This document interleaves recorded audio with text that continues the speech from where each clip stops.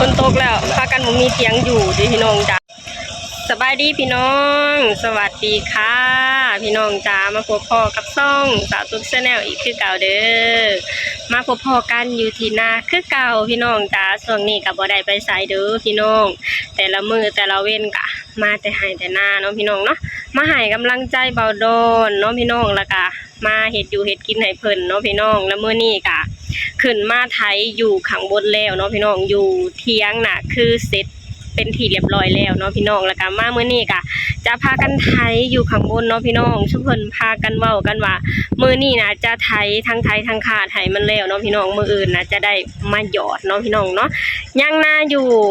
ประมาณ21ไร่เนาะพี่น้องพากันเว้ากันเนาะพี่น้องสองเคยเพิ่นบอกว่ามื้อนี้จะเฮ็ดให้มันแล้วทั้งขาดทั้งไถเนาะพี่น้องเฮาก็มาเป็นกำลังใจให้สองเคยแล้วก็มาคอยเบิ่งหรือคอยลุ้นไปนำกันพี่น้องว่ามื้อนี้สองเคยเฮาจะทำภารกิจไถนาแล้วก็ขาดนา21ไร่จะแล้วหรือบ่แล้วเนาะพี่น้องเฮาก็มาคอยเป็นกำลังใจให้เพิ่นคือเก่ามาคอยลุ้นมาคอยเบิ่งไปนำกันว่าเพิ่นจะแล้วหรือบ่เนาะพี่น้องเนาะส่วนตุ๊กเองก็คือเก่าพี่น้องจ๋ามาเป็นกำลังใจแล้วก็มาหาขุดแมงจีรอขุดแมงจีโป่มไปเนาะพี่น้องเนาะพอฮอด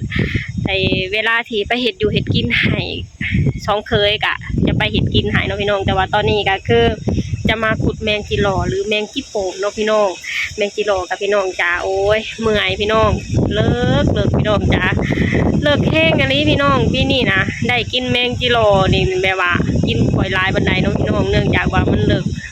ขุดบ่ได้เนาะพี่น้องเนาะก็จะขุดไปล่ะพี่น้องขุดไปพอได้ไปดื่มกันอยู่ที่บ้านว่าเพราะว่ามื้อที่แล้วสตุ๊กขุดน่ะ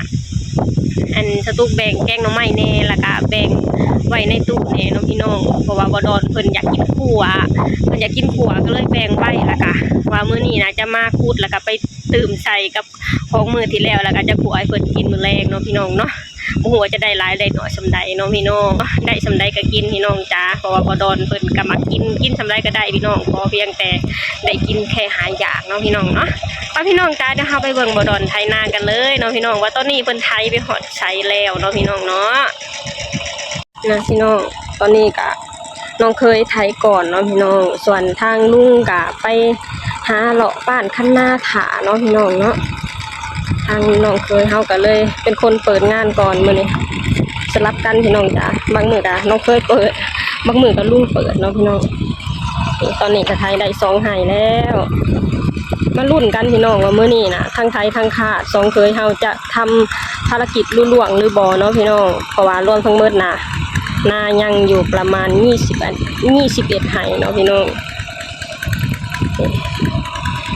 คือการไถมื้อนี้ก็ค่อนข้างไถง่ายอยู่เนาะพี่น้องเพราะว่าฝนก็ตกมากะ2วันแล้วเนาะพี่น้องจ้าคือมื้อก่อนน่ะลงไปไถอยู่หน้าลุ่มหรืออยู่เถียงนะพี่น้องแข็งพี่น้องจ้าดินก็แข็งแบบว่าฝนบ่ตกมาก็หลายวันแล้วเนาะพี่น้องวันนี้พอไถแล้วเรียบร้อยพัดฝนนำลงมาก็เลยแบบว่าได้โอกาสของหน้าอยู่เทิงเลยเนาะพี่น้องเห็ดให้หน้าอ่อนขึ้นเนาะพี่น้องคืออยู่เทิงนี่กะถ้าหากว่าฝนบ่ตกกะก็บ่ค่อยแข็งบันไดเนาะพี่น้องเพราะมันเป็นดินทรายกะสิบ่ค่อยมีอุปสรรคอันพอบันไดเนาะพี่น้องถามว่าฝนบ่ตกเนาะวันนี้พอฝนตกลงมาแบบนี้โอ้ยหวานเลยแต่ว่าไถได้แบบสบายเลยเนาะพี่น้องนี่ฟังจากเสียงรถไถของเฮารถไถไทยพี่น้องจ้ารถไถของไทยแต่ว่าสิบ่ให้คนลาวน่ะนิยมใส่ของไทยได้จังใดล่ะพี่น้องนี่ฟังจากเสียงเนี่ยขนาดรถไถใส่มา10กว่าปีแล้วพี่น้องจ้าฟังจากเสียงนี่โอ้ยยังแน่นอยู่เลยพี่น้องยังแน่นแบบว่าฟังแล้วยังม่วนในหูอยู่เลยพี่น้องจ้าถ้าหากว่าเป็นของรุ่นอื่นนี่ใส่งานมาดนถึงขนาดนี้นี่จะแตกต่างไปเลยเด้พี่น้องเสียงของรถนะเสียงจะแบบว่าล้มๆแล้วก็เสียงจะแบบว่าบนนุ่มบนแน่นแบบนี้เนาะพี่น้องแต่ว่ารถคันนี้พี่น้องจ๋าสิบ่ให้คนลาวนะนิยมใส่ของไทยได้จังใดล่ะพี่น้องในเมื่อใส่แล้วซื้อมาถึงราคาจะแพงแต่ว่ารับรองได้เลยนะพี่น้องว่าของไทยรถไทยเพิ่นบ่เฮ็ดให้คนลาวผิดหวังอย่างแน่นอนเนาะพี่น้อง เสียเงินซื้อราคาจะแพงสำใดคนลาวสู่สุดใจพี่น้องเพื่ออยากได้ของดีและของที่ทนทานมาใส่งานเนาะพี่น้องใส่หลายปีก็ยังบ่เป็นหยังเนาะพี่น้องนี่รถไถคันนี้นะใส่มา15 ปีแล้วพี่น้องจ๋ายังบ่เคยผ่าจักเถื่อพี่น้องคือเบิ่งความดีของไทยนะพี่น้องจ๋าบ่เคยผ่าจักเถื่อแล้วเสียงก็ยังแบบว่ายังแน่นยังพังแล้วรู้สึกสนอหูม่วนในหูอยู่เลยเนาะพี่น้องเนาะที่บ่ให้คนลาวมั่นใจได้จังได้เนาะพี่น้องครอบครัวของสตุกนะเป็นครอบครัวหนึ่งเลยล่ะพี่น้องที่นิยมใส่ของไทยเนาะพี่น้องทั้งรถทั้งแบบว่าอุ้ยแบบว่าในความรู้สึกของสตุกนะพี่น้องสตุกนะไปซื้อของหรือซื้ออุปกรณ์ที่มาใส่ในชีวิตประจำวันแบบนี้นะพี่น้องสตุกอยากจะเน้นไปใส่ของที่แพงเด้พี่น้องเลยบ่ฮู้ว่าคนอื่นคิดแบบใดเนาะพี่น้องแต่ว่าสำหรับสตุกนะสตุกจะเน้นใส่ของแพงถ้าว่าเป็นคนที่ใส่เงินฟุ่มเฟือยบ่ก็บ่แม่นเด้พี่น้องสตุกเป็นคนที่แบบว่ามักของแพงมักของดีเนาะพี่น้องเพราะว่าในโลกใบนี้นะบ่มีหยังที่แบบว่าราคาถูกแล้วจะดีเนาะพี่น้องบ่มีเนาะพี่น้องเนาะคือเฮาฮู้กันแหละพี่น้องว่าก่อนที่เขาเจ้าจะขายแพงเขาเจ้าต้องเอาสิ่งที่ดีๆนะมาเฮ็ดเอาสิ่งที่ดีๆนะมาสร้างมาเฮ็ดกว่าจะได้สิ่งของออกมาคือเขาเอาคือจังเล็กเขาก็เอาเล็กที่ดีที่มีคุณภาพมาเฮ็ดเนาะพี่น้องก็จะเฮ็ดให้การสึกหรอหรือการฮักการเพน่ะมีแบบว่าบ่ฮักบ่เพง่ายๆเนาะพี่น้องเพราะฉะนั้นนะเจ้าตุ้มนะเป็นคนที่มักอีหยังนะมักของแพงมักซื้อของแพงเนาะพี่น้องอย่างเส้นของไทยเนี่ยคนลาวฮู้กันดีเด้พี่น้องว่าคำว่าของไทยน่ะเป็นของที่ราคาแพงเป็นของที่ราคาสูงเนาะพี่น้องแต่ว่าคนลาวน่ะเลยครึ่งของประเทศเลยแหละพี่น้องที่แบบว่าถึงของไทยราคาจะแพงสำใดคนลาวน่ะแต่ว่ายังจุดมุ่งหมายน่ะก็คืออยากใส่ของไทยอยากซื้อของไทยมาใส่แบบนี้เนาะพี่น้องสตุกเป็นคนหนึ่งที่มั่นใจในของไทยเนาะพี่น้องเนาะนี่ใช่ไหมบ่ให้มั่นใจได้จังไดล่ะพี่น้องคันนี้รถคันนี้เป็นสิ่งที่พิสูจน์ได้อย่าง 100% เลยพี่น้องจ๋าเฮาซื้อของไทยเฮามั่นใจของไทยเฮามั่นใจในของที่มีคุณภาพที่ราคาแพงนั่นก็คือของไทยเนาะพี่น้องเพิ่นบ่เฮ็ดให้คนลาวผิดหวังอย่างแน่นอนเนาะพี่น้องเนาะนี่คนไทยเฮาก็โอ้ยไทยแบบชิวๆเลยพี่น้องจ๋ามื้อนี้ฝนตกเนาะพี่น้องเนาะดินก็อ่อนอากาศก็มื้อนี้ก็ครึมๆแล้วก็แดดๆเนาะพี่น้องบ่แน่ตอนช่วงประมาณ 4-5 โมงบ่แน่ฝนน่าจะตกมาอีกก็เป็นไปได้เนาะพี่น้องกูเบิ่งจากทางนั้นนะพี่น้องคือฝนสิตกนี่แหละมื้อเช้านี่ฝนอยากลิ้นเด้พี่น้องเอ้ยอยากตกแต่ว่าตกบ่แฮงบันไดก็เลยพากันตัดสินใจบ่ได้เอาคนน้อยมาเนาะพี่น้องมื้อนี้ให้คนน้อยไปอยู่นำแม่หอมพี่น้องจ๋ามื้อนี้ก็เลยสบายหูไปพี่น้องออกมาแค่4คนเนาะออกมาแค่4คนมีสตุกบ่ดอนแล้วก็มีอันสละสแนลเนาะพี่น้องแล้วก็มีลุงของบ่ดอนนั่นเองเนาะพี่น้องเนาะโอเคพี่น้องจ้าสตุกก็จะไปหาขุดแมงกี่โป่มแหละบัดทีนี้ให้บ่ดอนทำหน้าที่ของเพิ่นไปเนาะพี่น้องเนาะคนแรกบัดยามเพิ่นเมื่อยทางลุงเพิ่นก็จะมาเปลี่ยนเนาะพี่น้องสลับปรับเปลี่ยนกันไปพี่น้องจ้าจะได้บ่เมื่อยเนาะพี่น้องเนาะครูเคยของเฮาก็สู่สุดใจเลยพี่น้องแบบว่าเป็นของที่คู่กันเนาะพี่น้องรถก็เป็นของไทยเป็นของที่ทนทานเนาะพี่น้องแล้ว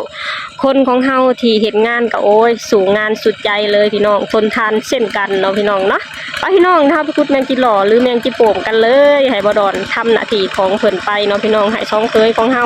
ทำหน้าที่ของเพิ่นไปพี่น้องจ้าส่วนสตุกกับสลาสแนลกะบ่มีหน้าที่หยังดอกพี่น้องก็มาเฮ็ดของอยู่ของกินให้เพิ่นล่ะกะตอนที่ยังบ่ฮอดเวลาเฮ็ดของกินกะไปหาขุดแมงจีโป่งคือเก่าเนาะพี่น้องเนาะนี่ปล่อยแมงจีโป่งกะฝนตกใส่ก็จะเบิ่งยากแน่เด้อพี่น้องนี่ปล่อยแมงจีโป่งกะเวลาที่ฝนตกใส่ก็จะเป็นน้ำมันนิดเลยเนาะพี่น้องจ้านี่ขุดไปพี่น้องลึกสำใดเฮาก็ต้องสู้ในเมื่อเฮาอยากกินเขาเนาะพี่น้องเนาะสู้เหมือนกันเนาะพี่น้องคนไถนาก็สู้คนขุดแมงจีโป่งก็สู้เหมือนกันเนาะพี่น้องจ้านี่ยังขาเกณฑ์นี่เด้อพี่น้องนาที่ยังบ่ได้ไถนี่บ่ดอนไถขึ้นมาแล้ว2 ไหพี่น้องแล้วก็ขึ้นมานี่เลยจ้านู่นขึ้นไปนู่นเลย สู่ต่อไปพี่น้องเฮามาลุ้นกันว่าสองเคยเฮาจะทำภารกิจลุล่วงไหมวันนี้เนาะพี่น้อง ทางลุงกับมาแซวน้องเคยพี่น้องเพิ่นเห็นทางนี่เห็นทางลูกของหน้าของสตุ้งนาขาดหน้าเลข2แลนพี่น้องมาแซวน้องเคยอีกเด้สู่เขาดูสั่นบ่เห็นบ่ทางนานเขาใส่เลข2แลนนะสั่นทางนี้ปัดบังเอิญบ่แม่นใบรุ่นเนาะพี่น้องเป็นใบเถา ทางน้องเคยว่ามื้อนี้กิน100ผิดขวดว่าสั่นสู้ๆกันไปพี่น้องจ้ะสตุกเองกับคุดจิรอคือเก่าพี่น้องมีแต่คนสู้เด้มื้อนี้อากาศก็ครึมพี่น้องพวกเมื่อกี้นี่ยังเห็นแดดอยู่เลยพี่น้องมามื้อนี้อากาศครึมแล้วฝนสิตกอีกแล้ว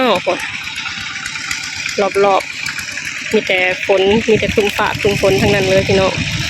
เบิ่งก่อน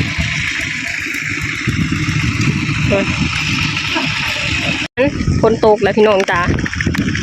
ฝนตกแล้วมื้อนี้แห่งเถียงพเนจรอยู่เด้พี่น้องเอ้ยพากันขึ้นมาอยู่ข้างบนว่ามีเถียงเลยเด้พี่น้องฝนตกบัดทีนี้สิพากันหอบไปใส่เนาะครึ้มทั่วไปเลยมื้อนี้เห็นหน้าไทยหน้าแบบบ่แดดเลยพี่น้องถือใจคนไทยแล้วบัดนี้ทั้งลมทั้งเย็นทั้งลมทั้งฝนพี่น้องจ้า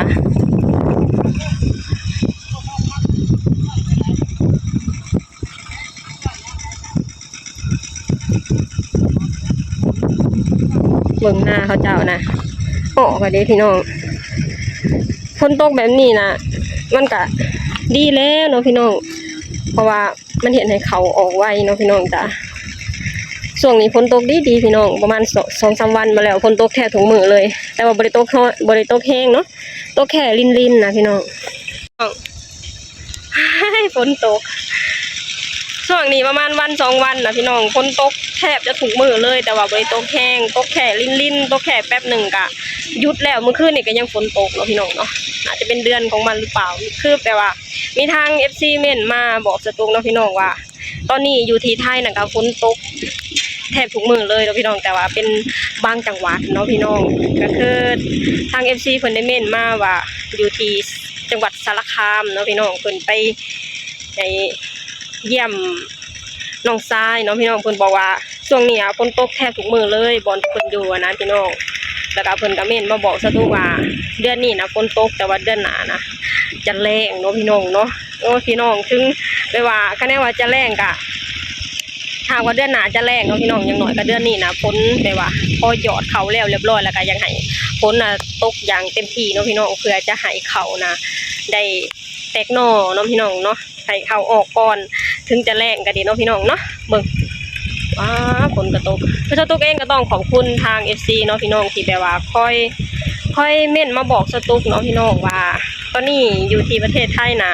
ฝนตกบ่นั่นนี่เนาะพี่น้องแล้วก็ในบางเรื่องที่สตุกบ่ฮู้เกี่ยวกับหน้าเนาะพี่น้องเพิ่นก็จะเม่นมาให้คำแนะนำเนาะพี่น้องสตุกก็ต้องขอบคุณทาง FC เนี่ยเด้อให้พี่น้องจ้าฝนก็ตกลิ้นเด้พี่น้องมื้อนี้นะอากาศก็ดีแล้วเนาะพี่น้องบ่ดีตรงที่ว่าพากันบ่มีเถียงอยู่พี่น้องจ้าแล้วก็มีทาง FC เพิ่นเม่นมาบอกว่าสตุกเป็นหยังคือบ่เฮ็ดเถียงหน้าแน่จะได้มีเวลาที่ฝนตกหรือแดดออกจะได้มีบ่อนส้นเนาะพี่น้องเนาะมีบ่อนส้นแดดส้นฝนเนาะพี่น้องคืออยู่หน้านี่นะมีเด้อพี่น้องเถียงนะแต่ว่านาตัวนี้ของสตุกนะคือจะเป็นนา2 ตอนเนาะพี่น้องคือตอนที่1ก็อยู่ทั้งลุ่มเนาะพี่น้องสตุกเอิ้นว่าตอนหลุมตอนเทิงเนาะพี่น้องคืออยู่ตอนลุ่มน่ะก็มีเถียงเนาะพี่น้องเนาะแล้วก็พอมาตอนเทิงนี่อยู่เทิงแบบนี้นะพี่น้องจะบ่มีเถียงเนาะพี่น้องเนาะคือสตุกเองก็ต้องขอบคุณทาง FC เนาะพี่น้องที่แบบว่าเป็นห่วงแล้วก็คอมเมนต์มาบอกสตุกว่าให้เฮ็ดเถียงเนาะพี่น้องเนาะก็คือสรุปแล้วก็คือแบบว่าอยู่หน้าตัวนี้นะมีเถียงเด้อพี่น้องแต่ว่าเถียงนะอยู่หน้าลุ่มเนาะพี่น้องเนาะคืออยู่หน้าเทิงนี่กะบ่มีเนาะพี่น้องเนาะบ่เป็นหยังห่างว่าฝนตกแห้งๆก็ต้องพากันไปอยู่เถียงคือเก่าแหละพี่น้องหากว่าฝนบ่ตกก็จะพากันซ่อนอยู่แถวต้นไม้เนาะพี่น้องเนาะนี่ตอนนี้ก็ฝนยังตกอยู่เลยนี่พี่น้องจ้าตอนนี้ก็ฝนตกแล้วนี่ฝนตกแล้วพากันบ่มีเถียงอยู่ดิพี่น้องจ้าเพราะว่าเถียงอยู่หน้าลุ่มอยู่หน้าเทิงบ่มีเถียงเนาะพี่น้องเนาะ านนะบ่ให้ FC แนะนำมาพี่น้องว่ายามฝนตกนะคะแนนบ่มีเถียงนี่ยามคือบ่เฮ็ดเถียงไว้แน่ไปยามฝนตกแดดออกพอได้ส้นว่าซั่นก็แม่นความ FC อยู่พี่น้องเอ้ยเนี่ยฝนตกก็พากันบ่มีเถียงอยู่ว่าซี่นี่โอ้คะแนนสิลงไปลุ่มปลูกปักไกลๆนึงพี่น้องก็เลยพากันตากฝนอยู่นี่แหละพี่น้องจ้าดีนะบ่ได้เอาเด็กน้อยมาพี่น้องทุกคนตอนนี้ก็พากันอยู่ตากฝนเลยไปชีวิตชาวไร่ชาวนาก็จะเป็นประมาณนี้แหละพี่น้องนี่ถามว่าฝนตกแห้งกว่านี้ก็น่าจะไปโซนอยู่เทียงเขาเจ้าดิพี่น้องว่าอยู่ทางนั้นเทียงนาของสตุกนะโอ้ฝนตกแดดออกพี่น้องเมื่อกี้นี่ฝนยังตกอยู่เลยมามันแดดออกเลยพี่น้องจ้าฟ้าหลังฝนย่อมสดใสเสมอเนาะพี่น้องแดดออกจะได้กระขึ้นอีกได้นี่มื้อนี้คือแปรปรวนแท้อากาศนี่ฮะโอ้ยทางนั้นแดดพี่น้องจ้าโอ้ยทางนั้นแดดโอ้ยทางนี้บ่แดดปานใดพี่น้องได้ก็แดดได้ก็ฝนแหม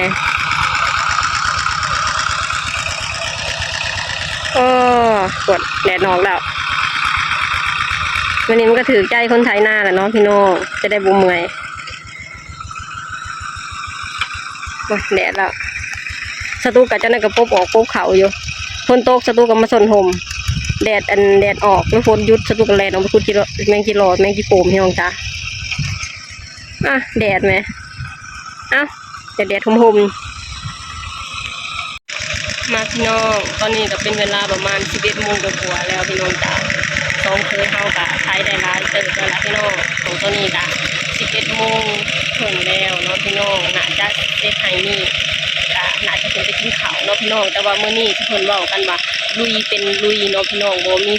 มีผักบ่มีผลเนาะพี่น้องเนาะกินข้าวแล้วลุยต่อเลยพี่น้องเพิ่นย่านบ่แล้วเนาะพี่น้องเนาะคือเก่าล่ะพี่น้องเฮากับมันลุยซอยกันพี่น้องจ้าว่ามื้อนี้2เคยเฮาจะเสร็จภารกิจไถแล้วก็ขาดภายในมื้อนี้21ไห้เนาะพี่น้องเนาะเฮาก็มาคอยเป็นกำลังใจไปนำกันเนาะพี่น้องตอนนี้ถ้าดูกับพุดแมงขี้โป่งกะเมื่อยเต๋อเวลาพี่น้องจ้ามันเลิกเนาะพี่น้องเดี๋ยวก็จะไปเห็ดดูเห็ดกินแล้วเนาะพี่น้องเนาะนี่ตอนนี้ทางเคยเฮากะไถต่อเลยพี่น้องจ้าทางนี้มาผักใส่น้ำเนาะพี่น้องจ้ามาใส่น้ำพัดเปลี่ยนกันไปเนาะพี่น้องเนาะไงพี่น้องไงฝนกะจะได้ยุดจะได้ตกอยู่นี่แหละพี่น้องสตูก็เจนเปียกพี่น้องเลยอุดแมงจีโปมไปน้ำแล้วก็ฝนก็ตก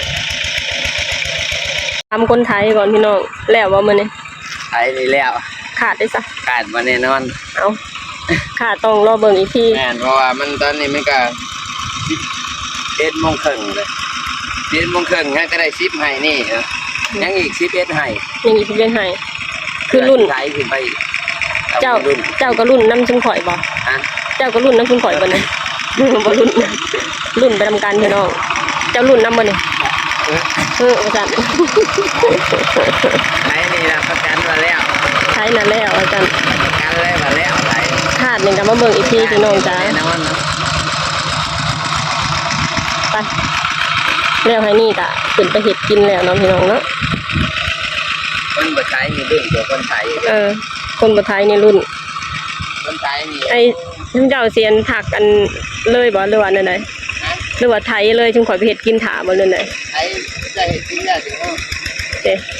ก็คือทุกคนสิไทยไปเรื่อยๆพี่น้องจ้าสตูเห็ดกินแล้วก็จะเอิ้นทุกคนไปกินเนาะพี่น้องกินแล้วก็ลุยงานต่อเลยพี่น้องทุกคนเว้ากันแบบนี้เนาะพี่น้องเนาะมาพี่น้องตอนนี้เป็นเวลา12 โมง 15 นาทีเนาะพี่น้องตอนนี้ก็2เคยเฮากะเพิ่งจะไทยได้9ไห้เนาะพี่น้องเนาะยังบ่พากัน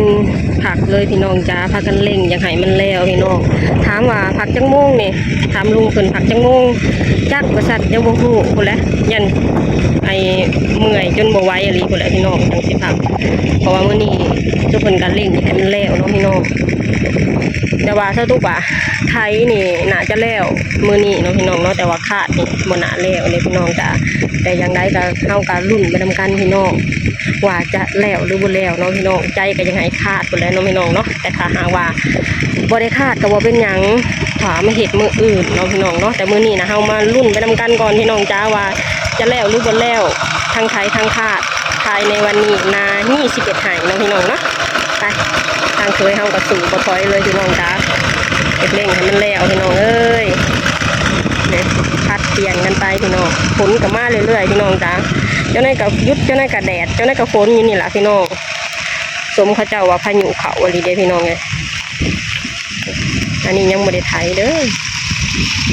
มาพี่น้องสองเคยเขาเบิดแห้งแล้วตอนนี้เป็นเวลาประมาณบ่าย คนเห็ดนะยังบ่หิวดอกคนบ่เห็ดนะหิวล่ะเมนูของเราวันนี้ได้อะไรน้องพี่น้องอันนี้คือเสียบแข็ง เสียบแข็ง นี่เมนูของเราปลากระป๋องแล้วก็เขียบหมูแล้วก็นี่แจ่วปลาร้าเนาะพี่น้อง อร่อย มีตำบักหุ่งน้ำ เป็ดดิบนี่ ส้มตำนี่ เอาบริปรุงเลยบ่ ทันจอย ปรุงไปเฮ็ดแซ่บแล้ว3แม่ครัวไอ้เนี่ยพี่น้องกินข้าวด้วยกันเด้อ ดีแม่ครัวแล้ว ทำให้พวกเราให้แจ้งแล้วคนก็ไม่แล้ว อีกใน4แม่ครัวเลย ฝนขึ้น ไม่แล้วพี่น้องเอ้ย ขึ้นมาอีกละฝนนี่ค่ะ เมาได้ โอ้ยเยี่ยมน้ำ ซาเสร็จแล้วฝนตกมากนี่ก็จบเลย เขากินข้าวแล้วได้บ่ จะได้เอาสาดจะได้เอาสาดโปกหัวกินได้บ่ ข้าวน้ำกันโอมกกเป่า ผมกกเป่า เขาก็ปล่อยอย่าง ผมกกเป่าว่าซั่นนะใบหยังใบหยังพี่น้อง กันว่า มาพี่น้องกินข้าวกันเด้อ วันนี้ว่าก็เป่าชัวร์ก็ยังเหมือน มาพี่น้องกินข้าวแล้วไปสู่ต่อบ่พักเลยให้มันแล้วนะพี่น้องเนาะมันบอกว่าอยากให้มันแล้วลุยเป็นลุยมันนะพี่น้องตอนนี้ก็เป็นเวลาประมาณ4 โมงกว่าๆแล้วเนาะพี่น้องเนาะหวยใกล้จะออกแล้วพี่น้องหวยใกล้จะออกแล้วพี่น้องจ๋าตอนนี้สองเคยเฮากับพลอยเมื่อยพี่น้องเลยมื้อนี้ถึงสิบ่ได้แดดแต่ว่าเพิ่นสองคนบ่ได้หยุดเลยบ่ได้พักเลยนะพี่น้องพักกันกินข้าวแล้วก็ไปลุยต่อเลยพี่น้องเนาะค่อนข้างเมื่อยเติบอยู่มื้อนี้เบิ่งแต่ละคนก็ พลอยไปหลายเติบอยู่พี่น้องจ้า